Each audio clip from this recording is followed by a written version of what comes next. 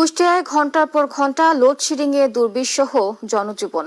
তীব্র গরমে শহর থেকে গ্রাম কোথাও মিলছে না স্বস্তি। শহরে তুলনামূলক কম হলেও গ্রাম অঞ্চলে প্রতিদিন 7 থেকে 8 ঘণ্টা থাকছে না বিদ্যুৎ।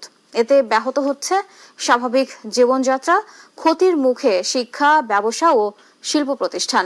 বিদ্যুৎ সংকটে বাড়ছে জনভোগান্তি ও ক্ষোভ।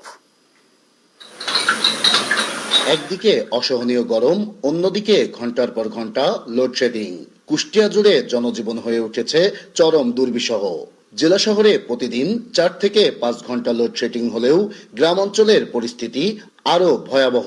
দিনরাত মিলিয়ে 7 থেকে 8 ঘন্টা বিদ্যুৎ থাকে না। গরমে অতিষ্ঠ মানুষ আর বিদ্যুতের অনিশ্চয়তায় বাড়ছে জনদুর্ভোগ। রাত 2টা নাই, 1টা নাই, 12টা নাই, বিদ্যুৎ যাওয়ার কোনো লিমিটেড নাই। 1 ঘন্টা, 2 ঘন্টা, 3 ঘন্টা লোডশেডিং। সন্ধ্যা থেকে রাত 8টা-7টা পর্যন্ত বিদ্যুৎ থাকে না। আবার 1 ঘন্টা আসে, ছেলেপেলে আবার যখন ঘুমায় পড়ে তখন ওই বাচ্চারা আবার উঠে পড়ে গরমে। সারার ব্যবসা করে খাই, আমার ভ্যানটা চার্জ দিতে পারছি না, চার্জ হচ্ছে না, ব্যবসায়ও যেতে পারছি না। দীর্ঘ সময় বিদ্যুৎ না থাকায় শুধু ভোগান্তিই নয়, ক্ষতির মুখে শিক্ষা কার্যক্রম, ব্যবসা বাণিজ্য ও শিল্প প্রতিষ্ঠান। শিক্ষার্থীদের পড়াশোনা ও শিল্প কারখানার উৎপাদন ব্যাহতের পাশাপাশি ক্ষতির মুখে পড়েছেন ব্যবসায়ীরা। দ্রুত এ সংকটের সমাধান চান ভুক্তভোগীরা। যখন আপনার ফ্যান বা আপনার যে পর্যাপ্ত বিদ্যুৎ যখন না পাবে, এই মুরগিগুলো আলটিমেটলি স্টক করা শুরু করবে এবং এই স্টকের হারটা কোনোভাবে নিয়ন্ত্রণ করা সম্ভব না। কারেন্ট নাই, বসে থাকা লাগছে। 8 ঘন্টার ভিতরে 4 ঘন্টা কারেন্ট থাকছে, 4 ঘন্টা থাকছে না।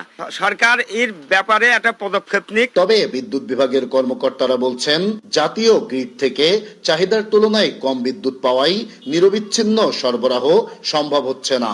যে পরিমাণ বিদ্যুৎ পাওয়া যাচ্ছে তা সমন্বয় করেই গ্রাহকদের মধ্যে বিতরণ করা হচ্ছে। আমাদের দৈনন্দিন চাহিদা 62 থেকে 64 মেগাওয়াট, তার বিপরীতে আমরা 52 থেকে 50 মেগাওয়াট পাচ্ছি, যেখানে আমাদের ঘাটতি থাকছে 10 থেকে 12 মেগাওয়াট। তো আমরা চেষ্টা করছি এই 10-12 মেগাওয়াট যেটা ঘাটতি সমানভাবে সকল শ্রেণীর গ্রাহক, বাণিজ্যিক, আবাসিক এবং যারা ইন্ডাস্ট্রি আছে সকল শ্রেণীর গ্রাহকের মধ্যে সমভাবে বন্টন করার।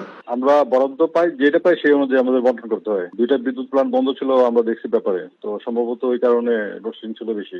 নিরবিচ্ছিন্ন বিদ্যুৎ সরবরাহ নিশ্চিতে দ্রুত কার্যকর পদক্ষেপ নেওয়ার দাবি কুষ্টিয়াবাসীর। নাইদা সান্তিতাস, দেশ টিভি, কুষ্টিয়া।